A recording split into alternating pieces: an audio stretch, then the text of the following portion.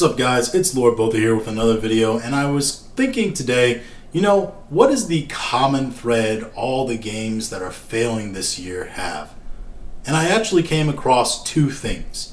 The two things that every game this year that seems to be utter failures have in common are woke DEI agendas and moreover, just plain bad mechanics. So I got to thinking, which of these games this year really could be the worst failure of the entire year? Now I get that there's some big name games that have not yet come out, like Assassin's Creed Shadows or Star Wars Outlaws, that already look doomed to fail in some certain capacity. But also they have large IP names attached to them, which might still propel them to success. However, there are some games that seem that they are already for certain failures. So which one of them could be the worst failure? Up first, we have our old friend Concord. Now, I'm not going to spend a lot of time on Concord, we covered it in a previous video, but the gameplay that I saw was extremely messy. You were unable to tell whether or not you were doing well. The color schemes and character designs were incredibly off-putting to see, and the entire game honestly just hits a sour note on every single one that it plays. Also, those characters were clearly created with DEI elements in mind, and the inclusion of pronouns in their bio says it all, really. And though it's only come out on beta yet, it hasn't officially been released for the public to play, right? And to the public, I mean they have the ability to buy it. Remember, this isn't a free-to-play game. You actually have to pay for this live service game.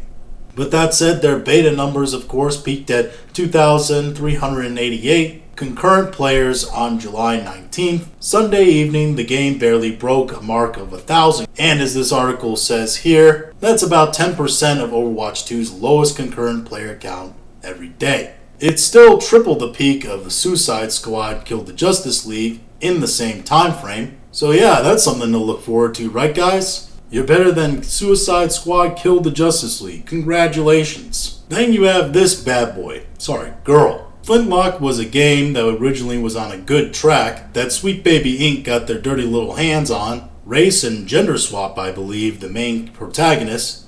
And now, as you can see, with just a week's numbers, I mean, that's pretty terrible. That's some of the worst numbers I've ever seen. And remember, these are games that had tens of millions of dollars in their budget. And from everything I'm hearing about this game, and I have to be honest, I haven't played it myself, and the only gameplay I've seen was from the Summer Games Expo, is that the game is buggy and also seems to be behind the times in terms of graphics and mechanics. Essentially, the general feeling around the playability of the game is meh, but you combine that with the Sweet Baby Inc. stink on it, and these are the kind of numbers you're gonna get. I mean, honestly, take a look at that, dude. 648 people, all-time peak. I know YouTube channels with less than 10,000 subs that could get 650 concurrent viewers. This is the kind of failure that, to be honest, you shut studios down for. And to think this failure is only going to get worse, because natural disinterest in the game is going to occur as well. Maybe when natural disinterest occurs, Flintlock will be also doing the numbers of our next game we take a look at. Ladies and gentlemen, I present you Tales of Kenzera Zao. This is the most horrific chart I think I've ever seen. This is a chart that shows that your game was not only woke and DEI driven, not only did it have bad mechanics and bad graphics and just bad bones in general, but also nobody cared about it to begin with or wanted it. You want to talk about games that were dead on arrival, this thing was dead pre-arrival.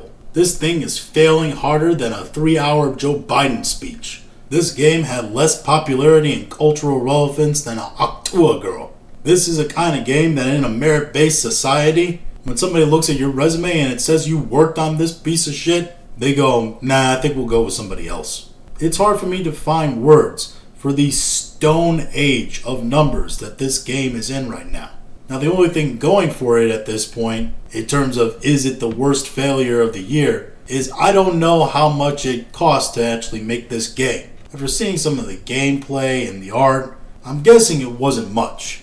And it is one of the classic cases of, hey, you don't like our opinions on mechanics, structure, storytelling, the involvement of wokeness and DEI in video games, then how about you go take all of that and you go make your own? And then they say, sure, we will. Then they make this piece of shit, and guess what? we were right. All I'm saying is sometimes you gotta be tough on your kids. Leftist game developers are just kids that never grew up. Now personally, I don't know which of these games is going to be the biggest loser in terms of people just not playing it and how much money it's going to lose. But my personal guess is actually on the first one, Concord. Flintlock, admittedly, does seem to have more players on consoles than it does Steam. So the Steam numbers can be a little deceptive. Tales of Kenzera is out. I don't think that game was ever meant to make money, nor was it meant to give people a proper game. It was just meant to make the developers feel good. And if they want to take a loss to feel good, then fine, whatever. They can have their art piece. So whether or not you want to say that's a failure or not is really up to you. I still think it's a failure because, you made a game. You want the game to be successful. Obviously, it wasn't successful from a monetary standpoint. And people just, aren't playing it. And of course, like I said, Assassin's Creed, Shadows, and Outlaws are going to have the benefit of having big name IPs attached to them. So I don't think they'll actually fail.